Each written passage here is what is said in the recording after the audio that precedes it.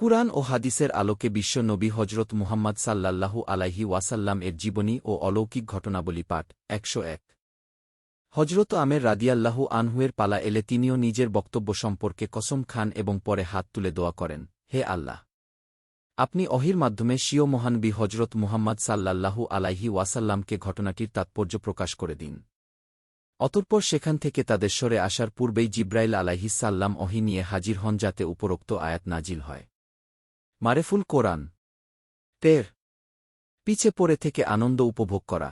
তাবুক যুদ্ধে যে সকল মুনাফিক অংশগ্রহণ করেনি তারা নিজেদের বাড়ি ঘরে থেকে কিরূপ আনন্দ উপভোগ করছিল সে সম্পর্কে আল্লাহ পাক বলেন। উচ্চারণ ফারিহাল মুখাল্লিফুনা বিমাকব আদিহিম খিলাফা রাসুলিল্লাহি ওয়াকারিহু আই ইউজাহিদু বি আমওয়ালিহিম ওয়া আনফুসিহিম ফি সাবিলিল্লাহি ওয়াকবালু লাতানফিরু ফিল হাররি। অর্থ, যারা পেছনে থেকে যাওয়ার অনুমতি নিয়েছিল তারা নবী করিম সাথে না যাওয়ায় ও ঘরে বসে থাকতে পারায় খুব খুশি ছিল এবং আল্লাহর পথে জান ও মাল দিয়ে জিহাদ করা তাদের সহ্য হল না। তারা লোকদের বলল, এ কঠিন গরমে বের হও না। সূরা তবা আয়াত ৮৯। ১৪ অন্যায়ের প্রতি আকর্ষণ ও ভালোর প্রতি শত্রুতা পোষণ। আর সকল মুনাফিকদের মধ্যে সমভাবে প্রচলিত স্বভাব হল অন্যায় ও অসত্যের প্রতি আকর্ষণ এবং ভালো ও মঙ্গলের সাথে শত্রুতা পোষণ করা, অর্থাৎ যে কোনো খারাপ কাজে তাদের সহৃদয়তা, সহানুভূতি, পরামর্শ, সাহস, সাহায্য, সহযোগিতা, সুপারিশ, তারিফ, প্রশংসা ও প্রস্তুতি সব কিছুই নিয়োজিত আর উৎসর্গকৃত হতো। এ প্রসঙ্গে আল্লাহ পাক বলেন। উচ্চারণ আল মুনাফিকবিনা ওয়াল মুনাফিকবাতু বাদুহুম মিন বাছিন ইয়ামুরুনা বিল মুনকার ওয়ায়ান হাওনা আনিল মারুফি ওয়ায়াক বিছনা আইদিয়াহুম। অর্থ, মুনাফিক পুরুষ ও মহিলা সকলেই পরস্পরের অনুরূপ ভাবাপন্ন। তারা অন্যায় কাজের প্ররোচনা দেয়, ভালো ও ন্যায় কাজ হতে বিরত রাখে এবং কল্যাণকর কাজ হতে নিজেদের হাত ফিরিয়ে রাখে। সূরা তাওবা আয়াত ৬৭। ১৫ চরম কার্পণ্য প্রদর্শন করা। তাবুক যুদ্ধের সময় হজরত নবী কারিম সাল্লাল্লাহু আলাইহি ওয়াসাল্লাম চাঁদার জন্য আবেদন জানালে বড় বড় মুনাফিকরা চরম কার্পণ্য প্রদর্শন করে, আর নিষ্ঠাবান ঈমানদার দীনদরিদ্রদের দান করতে দেখে বিদ্রূপ স্বরে বলতে থাকে, দেখো, এ বেটারাও চাঁদা দিতে এসেছে, আর এদের চাঁদা দ্বারা রোমান সম্রাটের দুর্গ জয় করা হবে।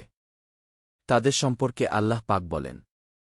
উচ্চারণ ওয়া মিনহুম মান আহাদাল্লাহ লাইন আতানা মিন ফাদলিহি লানাত সাদ্দাকবান্না ওয়ালানা কুনান্না মিনাত ছোয়ালিহিন ফালাম্মা আতাহুম মিন ফাদলিহি বাকিলুবিহি ওয়াতাউল্লাহ ওয়াহুম মুরিদুন আল্লাইনা ইয়ালমিজুনাল মুত্রিত্তই ইনা মিনাল মুমিনিনা ফিচ সদাকবাতি ওয়াল্লাইনা লায়াজিদুনা ইল্লাজুহদাহুম ফায়াসখিরুনা মিনহুম ছাক্ষারাল্লাহু মিনহুম। অর্থ, তাদের মধ্যে কিছু লোক এমনও আছে যারা আল্লাহর নিকট ওয়াদা করেছিল যে তিনি যদি তার অনুগ্রহ দানে আমাদেরকে ধন্য করেন তবে আমরা দান খয়রাত করব ও নেক লোক হয়ে থাকব।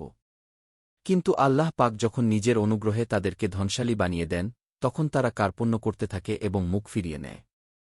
এসব কৃপণ লোকেরা দানকারী ঈমানদার লোকদের আর্থিক ত্যাগে বিদ্রুপাত্মক কথা বলে এবং তাদের ঠাট্টা করে, যাদের নিকট দান করার জন্য শুধু তাই ছিল যা তারা নিজের কষ্টে উপার্জন করেই দান করে। কি সূরা তওবা আয়াত ৭৫-৭৮।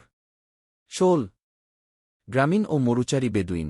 মদিনার আশেপাশে বসবাসকারী গ্রামীণ ও মরুচারী আরবজনতা বেদুইন আরবদের ও অনেকে ওজর প্রকাশ করে পিছনে রয়ে গিয়েছিল।